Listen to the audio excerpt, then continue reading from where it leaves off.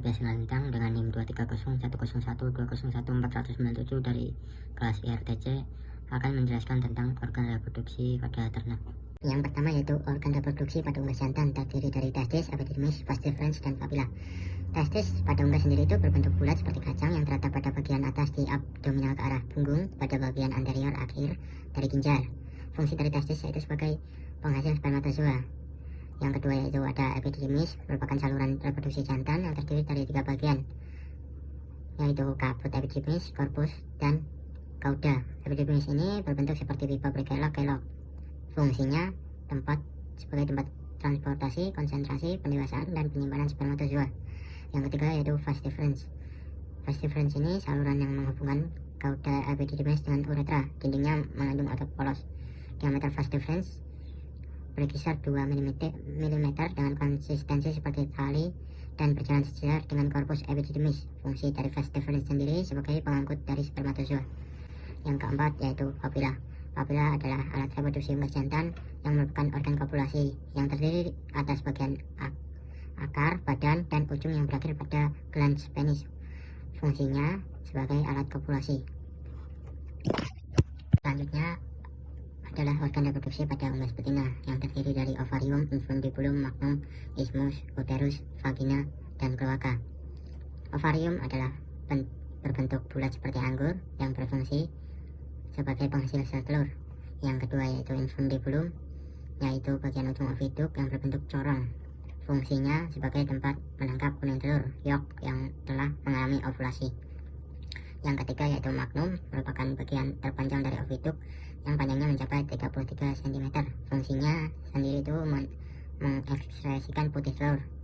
Yang keempat yaitu isthmus. Isthmus merupakan organ reproduksi yang memiliki panjang 10 cm. Fungsi dari isthmus sendiri yaitu untuk mengekspresikan cangkang telur.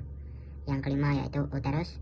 Uterus merupakan organ reproduksi betina yang memiliki dinding yang terdiri dari 3 lapisan, yaitu selaput mukosa, submukosa, dan lapisan otot, dan lapisan luar yaitu perimetrium. Fungsi dari uterus sendiri yaitu sebagai tempat pembentukan kerabang telur. Yang keenam yaitu ada vagina. Vagina merupakan bagian terakhir saluran telur yang menghubungkan uterus dengan kloaka. Vagina terbagi atas bagian vertibulum dan portio vaginalis cervix. Fungsi dari vagina sendiri sebagai tempat hubungan seksual, tempat peletakan semen pada perkawinan, dan berperan dalam proses pengeluaran telur.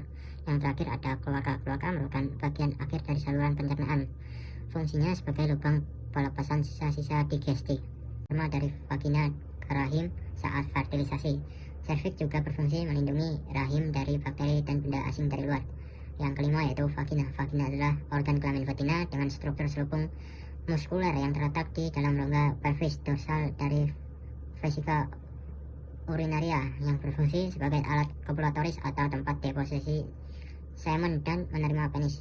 Yang keenam yaitu vulva, bagian terluar organ reproduksi betina yang berfungsi sebagai saluran urin dan juga pelindung saluran reproduksi. Sekian dan terima kasih. Yang kedua yaitu organ reproduksi pada ruminansia. Yang pertama ya ruminansia jantan terdiri dari testis, epididymis, vas deferens, kelenjar aksesoris, kelenjar prostat, dan penis. Testis sendiri berbentuk bulat panjang yang berfungsi menghasilkan sperma dan menghasilkan hormon testosteron. Yang kedua yaitu epididymis, merupakan struktur yang memanjang bertaut rapat dengan testis yang berfungsi sebagai jalur transportasi sperma.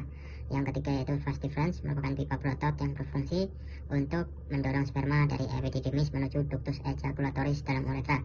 Yang keempat yaitu kelenjar aksesoris, merupakan kelenjar yang mengeluarkan cairan semen yang berfungsi mengaktifkan dan memelihara sel sperma. Yang kelima yaitu kelenjar prostat, merupakan kelenjar eksokrin yang terletak antara kandung kemih dan penis di depan rektum, berfungsi sebagai penghasil cairan tipis seperti susu yang mengandung asam sitrat dan asam prostat. Yang terakhir yaitu penis, merupakan organ kopulasi yang berfungsi sebagai alat kopulasi dan jalur keluarnya urin. Selanjutnya yaitu organ reproduksi pada ruminansia betina yang terdiri dari ovarium, oviduk, uterus, cervix, vagina, dan vulva. Yang pertama yaitu ovarium. Ovarium adalah 2 organ kecil yang terletak di kedua sisi rahim yang berfungsi untuk memproduksi sel telur dan mengeluarkan hormon estrogen dan progesteron.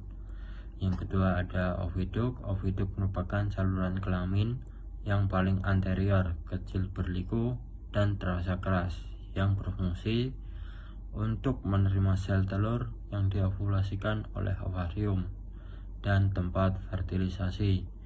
Yang ketiga ada uterus. Uterus merupakan organ otot berbentuk buah pir terbalik dari sistem reproduksi betina yang terletak di antara kandung kemih dan rektum.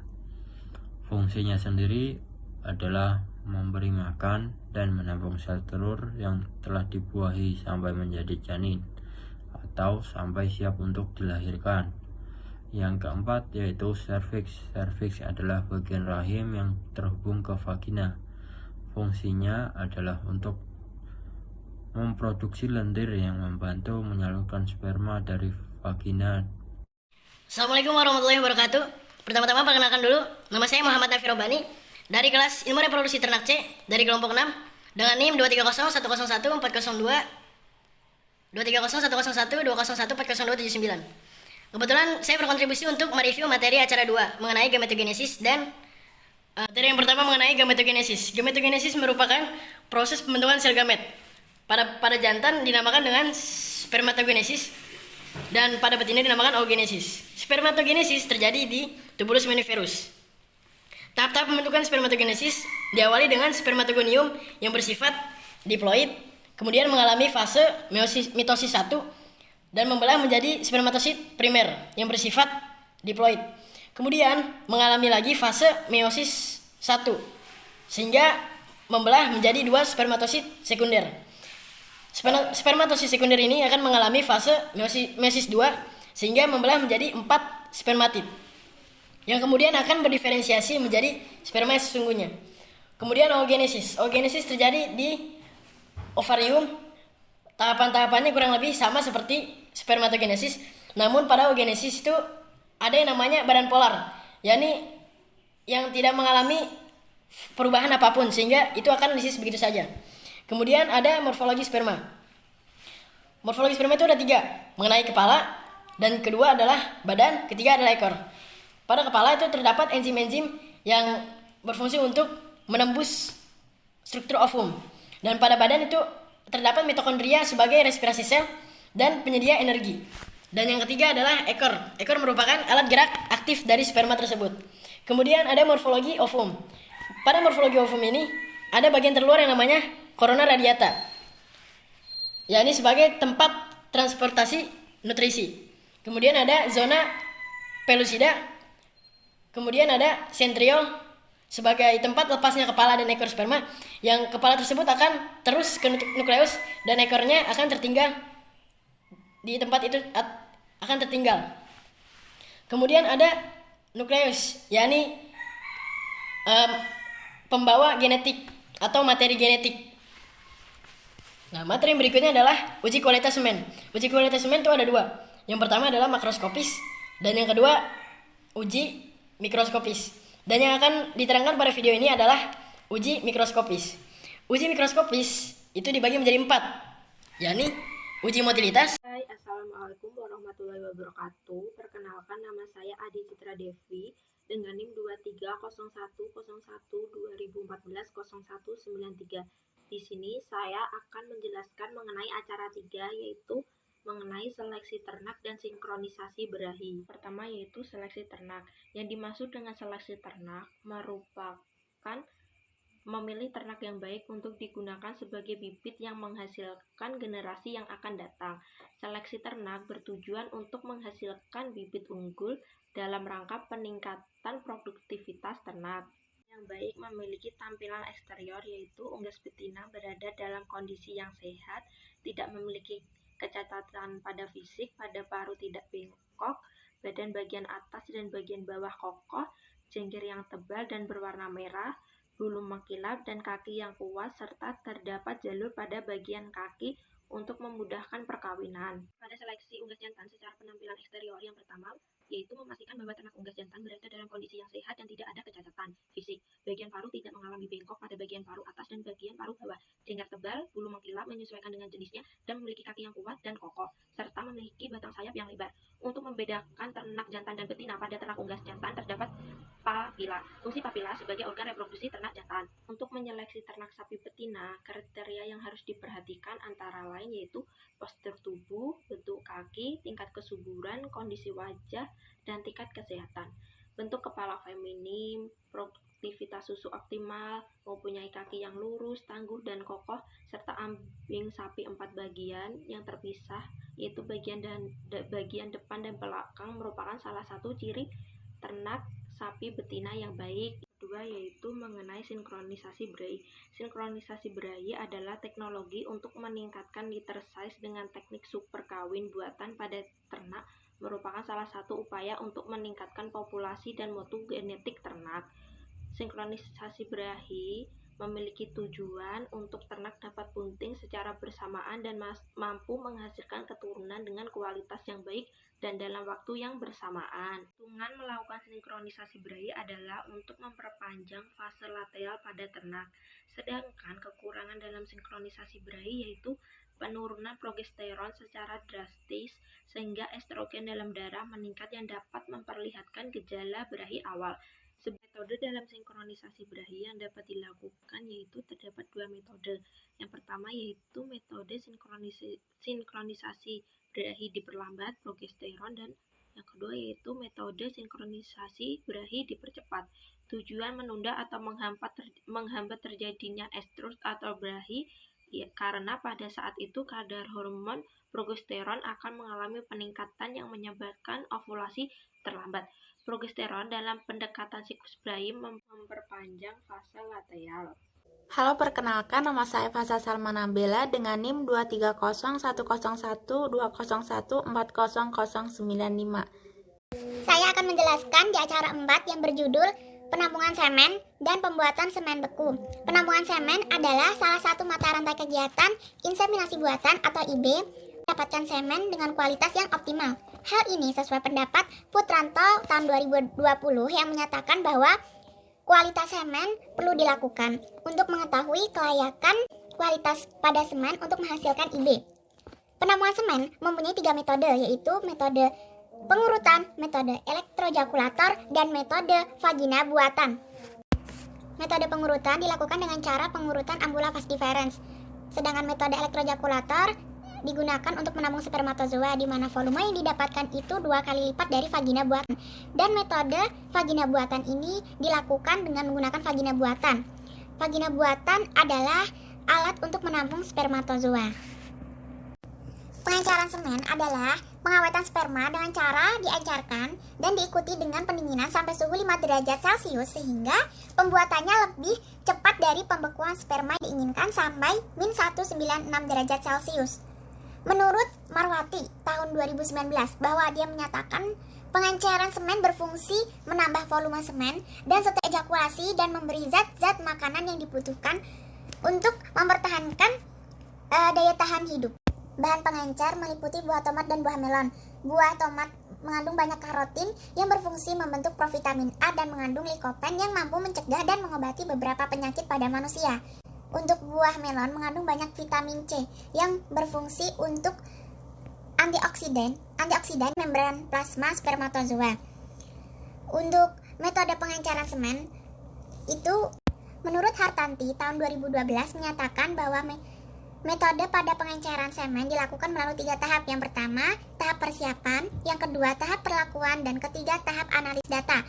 Rumus yang digunakan dalam pengenceran semen itu volume semen dikali konsentrasi sperma total dikali motilitas semen. Kemudian perhitungan volume pengencer dengan rumus jumlah dosis dikali inseminasi. Kemudian kita lanjut pada proses pembuatan semen beku. Proses pembuatan semen beku meliputi penampungan semen, pemeriksaan semen segar, pelaksanaan printing, proses pembuatan semen beku, kemudian penyimpanan semen beku, pemeriksaan kualitas semen beku, dan terakhir penampungan pada pencatatan semen beku. Baik, untuk kesimpulannya yaitu pengencaran semen merupakan salah satu mata rantai kegiatan inseminasi buatan atau IB untuk mendapatkan semen dengan kualitas yang optimal. Kemudian, pengencaran semen merupakan pengawetan sperma yang berfungsi menambah volume semen dari setiap ejakulasi dan memberi zat-zat makanan yang dibutuhkan untuk mempertahankan daya tahan hidup. Pemeriksaan kualitas semen beku dan pencatatan semen beku. Baik, itu penjelasan dari saya tentang penampungan semen dan pembuatan semen beku. Terima kasih, sampai jumpa. Assalamualaikum warahmatullahi wabarakatuh. Perkenalkan, nama saya Tania Angelina Putri dengan NIM 230101 20130218. Saya dari kelompok 6 dari kelas C. Baik, di sini saya akan menjelaskan kembali mengenai acara 5, yaitu bagian inseminasi buatan. Alat yang digunakan pada inseminasi buatan yaitu kontainer yang berisi straw dan nitrogen, pinset, termometer, wadah dan media towing, tisu, culture straw, IB gun, plastic sheet, plastic glove, kartu recording. Kemudian bahan yang digunakan yaitu berupa semen dan komoditi ternak berupa rumenansia dan ayam. Pengertian dari inseminasi buatan itu sendiri yaitu suatu teknik guna memasukkan semen yang telah dicairkan dan telah menjalani proses terlebih dahulu dari ternak pejantan ke dalam saluran organ reproduksi, tentunya menggunakan metode dan alat khusus. Inseminasi buatan sendiri memiliki kelebihan karena dapat mencegah terjadinya inbreeding, dapat memperbaiki mutu genetik, dan dapat menghindari ternak dari penularan penyakit. Namun, inseminasi memiliki kekurangan seperti dapat menyebabkan penurunan sifat genetik yang jelek apabila pejantan yang mendonorkan semennya tidak dipantau dengan baik sifat genetiknya.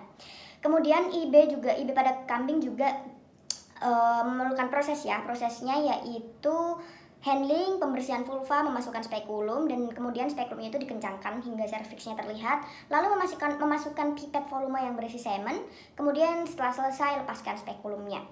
Kemudian kalau IB pada ayam itu dimulai dengan handling, kemudian dicari bagian kloakanya, lalu dimasukkanlah semennya itu pada kloaka sampai masuk, kemudian baru dicabut.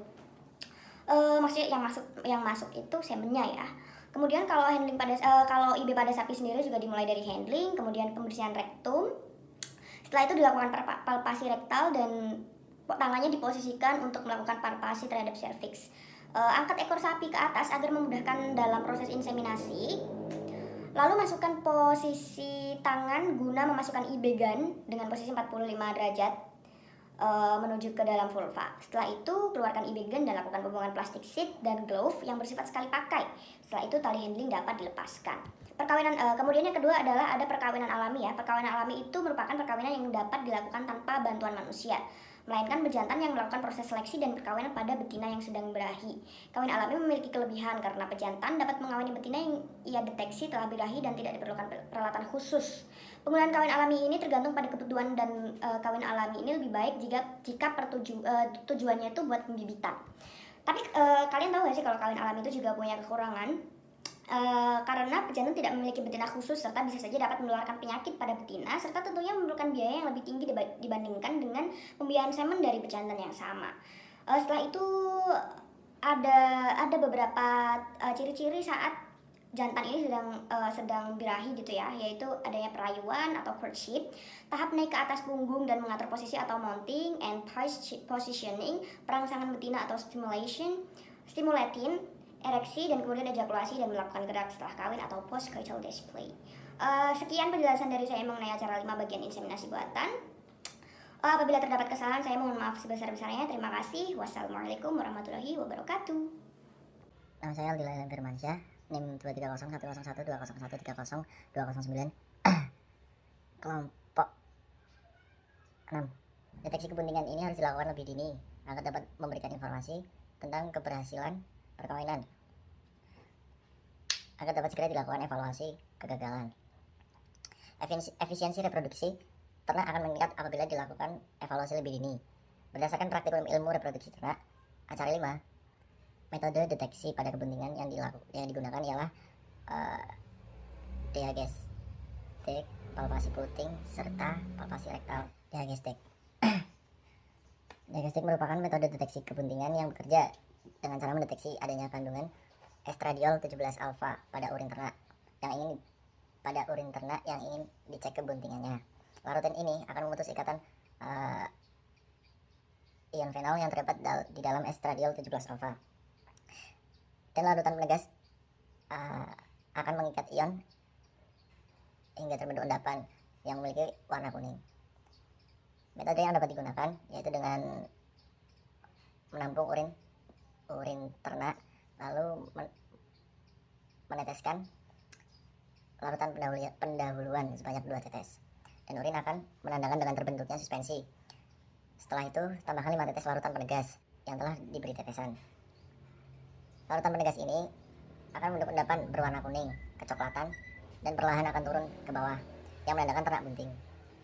Diagnostik ini memiliki tingkat keakuratan 87,58% dan biasanya digunakan ketika usia kebuntingan ternak itu 2 minggu.